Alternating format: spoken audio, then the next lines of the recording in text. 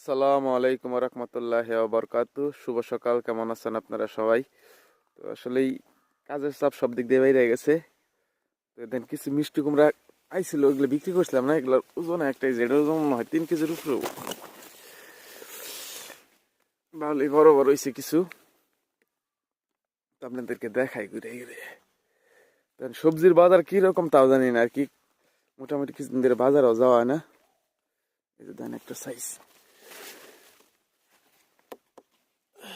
নষ্ট না হলে।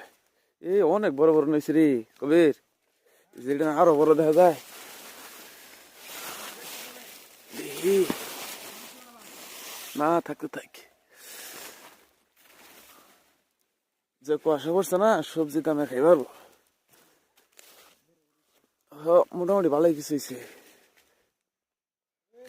কালকে কালকে কিছু বাজার নিয়ে যান।